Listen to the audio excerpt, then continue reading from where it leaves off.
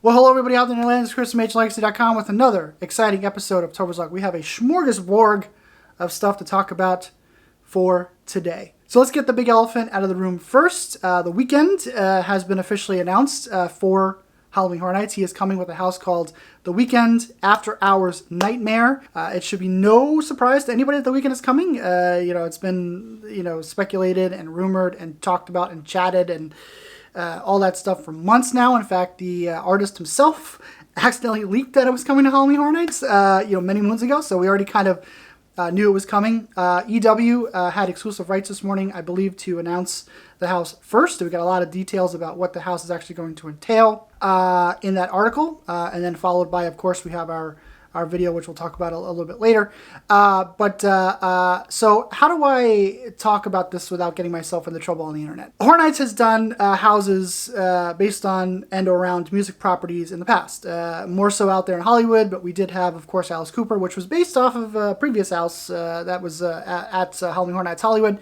Back in 2012. I enjoyed Alice Cooper, but it was not a house that was kind of it did not grab people, I don't think, that year. I found the house okay. It wasn't anything too bad or too good. I was like, okay, it's Alice Cooper. And of course, unless you've been living under a rock for the past couple of years, you know that Billie Eilish was supposed to have a house at Halloween Horror Nights 30, which was, of course, nixed for whatever reasons, and Case Files Unearthed was the house that replaced it. Eilish, based on what I've read and gathered, is a huge Horror Nights fan. So, I'm assuming that, somebody approached her or she maybe begged the people behind the scenes to give her a house at Halloween Horror Nights, to which they obliged, and they, the rest is history. Based on what I know, very little I know about The Weeknd, is that he's been wanting to do this for a while, do a haunted house, whether it's for Halloween Horror Nights or elsewhere based on his material for a while. It is clear to me the guy loves horror, just based off of the little after-hours short film and some of the other stuff that I've seen. He really likes horror, so I have no issues or qualms at all about his content coming to Halloween Horror Nights, because it's clear that he likes that stuff. So it is what it is. Going back to Billie Eilish for a second, I am not Billie Eilish's demographic, so I was not familiar with a lot of her stuff. There were songs that I was aware of because of pop culture and stuff like that. But I am not her demographic, so Billie Eilish was not a musician that I gravitated towards. In general, I'm not a huge music person. A lot of times when I am listening to music, it's usually when I'm writing. And even then, a lot of the music that I listen to is like classical stuff or musical scores, stuff that doesn't really have words, because I find that when I write, music that has words kind of distract me a little bit. So generally, when I am writing, I'm listening to stuff without words. I am not familiar with The Weeknd's discography. I'm just not. It's not not that I don't like his stuff or whatever. I'm just not as familiar with his music as a lot of other people are. In fact, when I knew that The Weeknd was coming many moons ago, I had to do a little bit of a crash course on some of his stuff. Like I'm aware of some of his stuff, just like Billie Eilish, through pop culture. Of course, he was at the Super Bowl a couple years ago, which I'll talk a little bit about a little bit later. But that is pretty much all I'm familiar with. In fact, I had to go back this morning and rewatch the After Hours short film. I from what I gather, it's going to be kind of the house will be sort of based on the short film, and then of course the album is called After Hours, and that stupid Blinding Lights song is in that album, which I'm based on the article, I'm told is actually going to be in this house. But overall, I personally can't get too hyped for the house because I just don't know that much about The Weeknd. Not saying that The Weeknd is I don't like The Weeknd or whatever. I just don't know that much about him, so I can't. I'm not as familiar with his stuff than other people. So I just it's something that I just am not as super hyped about, just because I don't know his stuff. Now, like I said before, it is clear to me that the guy likes horror. So there's a lot of material for the team to mine from. My other concern is that, again, I don't want to try not to show my cards a little bit too much, but there is with this house specifically, I think there's a danger of them going a little bit too meta with the house, just because I totally, remember when The Weeknd did his halftime show. There was that moment where he was in the room with all the lights and stuff like that. Like, every Horror Nights fan on the internet was posting memes about them going through houses at Halloween Horror Nights, with that, with the sort of close-up fisheye cam, stuff like that. Like, that to me kind of, I would be surprised if we don't get maybe a nod to that in this house. Even though the song I think he performed was the I Can't Feel My Face When I'm With You song while he was in there. I can't quite remember. I have to go back and watch the performance, but I think that was the song he performed when he was in there. Blinding Lights, of course, is a song that is all over TikTok. It's been all over TikTok for a couple of years now, so it's not like that is my other concern about it, is that we're going a little bit too sort of meta sort of popular type thing there. But other than that, like the visuals of his stuff, I can totally get behind the visuals. The fact that I said he's obviously a fan of horror. So the short film, the After Hours short film, I haven't seen the other one. There's one on was it Amazon Prime, I think. I haven't seen that one. I have seen the short film. I have to go back and look at, I think YouTube has the actual album and all the songs as well, which I think all ties into everything as well, like the sort of horror aspect of the album. I haven't actually watched that either, so I have to go back and I have to watch that, but just to sort of get more of a feel for it,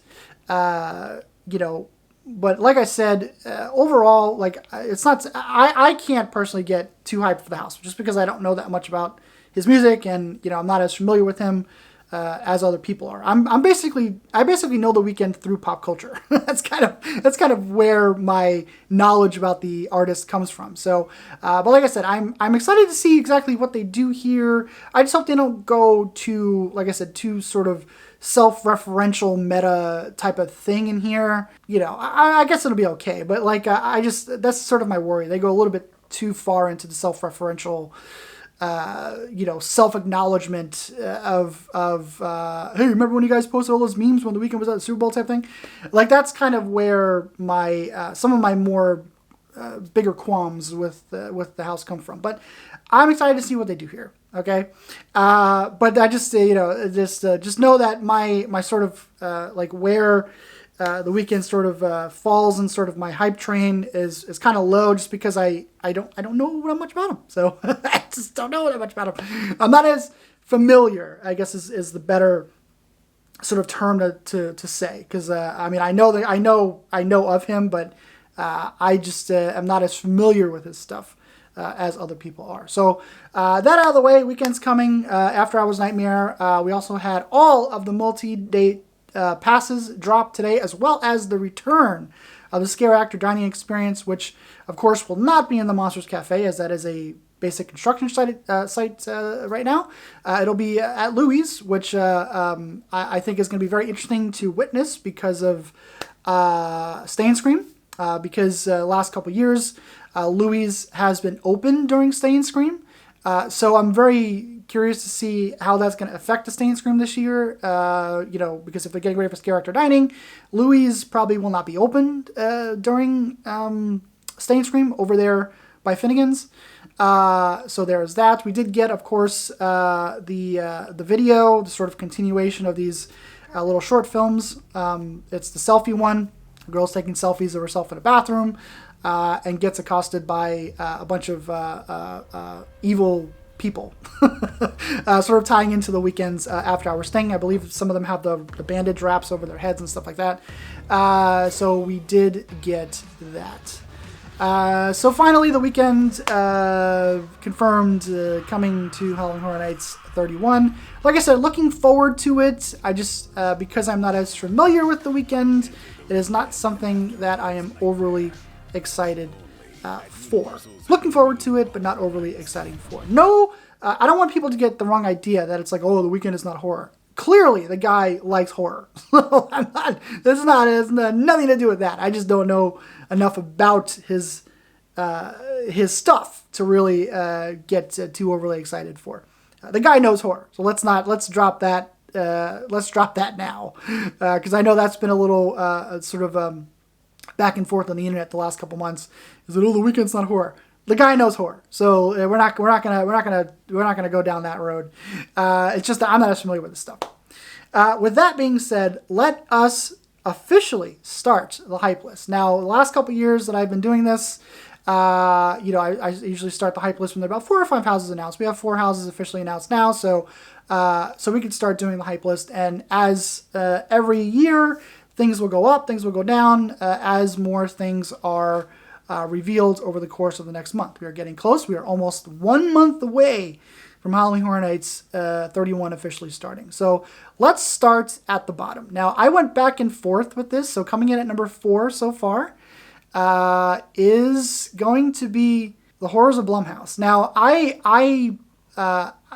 like I said, I went back and forth just because I don't know a whole lot about The Weeknd.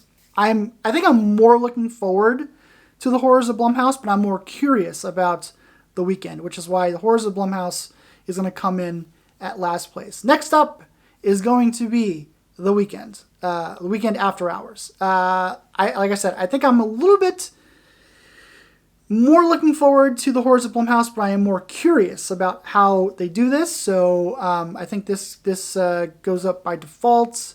And again, I don't want to be the person to hound on The Horrors of Blumhouse. That is not my intention at all. Because I am looking forward to The Black Phone and Freaky. More specifically Freaky, because I've seen Freaky and I love Freaky. I've yet to see The Black Phone. But I think I'm more looking forward to that house, but I'm more curious about The Weeknd. So coming in up at number 2 there is going to be Halloween. Another one that I sort of went back and forth on. Halloween... the original house is one of my favorite houses of all time. I've been a fan of what Horror Nights has done with the other Halloween properties here in Orlando, and I'm very much looking forward to see what they do with Halloween in an upgraded soundstage location. So I'm looking forward to Halloween. So coming in at number 1 is, of course, going to be Universal Monsters Legends Collide. I have said it ad nauseum.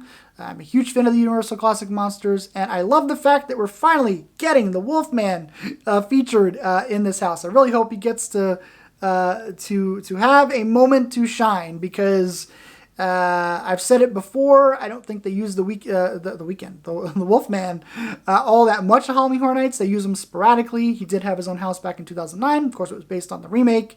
And in the Universal Classic Monsters house a couple years ago, he had a very short scene there in the beginning, but I like how they're incorporating him into the story there, into the house this year with the amulet and all that stuff.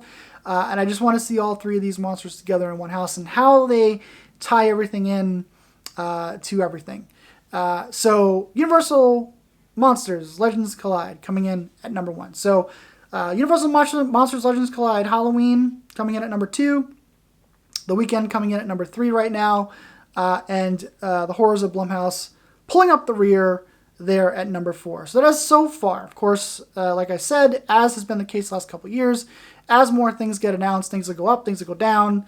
Some things might end up on the bottom that you might not think because of their current positioning. But like I said, as things get announced, things move up, things move down. It is what it is. So I think that is all we have for today. So The Weeknd is out. We're not going to talk about other things, but The Weeknd is out. Tickets are there. You can buy tickets. The website's crashed briefly. I haven't checked in the last couple of hours, so I don't know if the website is back up and running. But the website did crash to try to buy tickets. But those are all available now, and I'm really curious about Scare Actor Dining. I'm very curious to see how this works in the Louis Dining location, because in the expanded Finnegan's Staying Room the past couple of years, Louis has been open, so I'm very curious to see what happens there. We have a lot of stuff still going on in the parks. I will not get a chance to go down to Universal until Friday, so you will not get a construction update from me until Friday. But there's a lot of stuff. A lot of stuff has been added to Central Park and New York. So I think that is going to do it. So The Weeknd, finally confirmed. So I think that is going to do it for me today, guys. As usual, everybody, thanks for watching, and I will talk to you guys next time.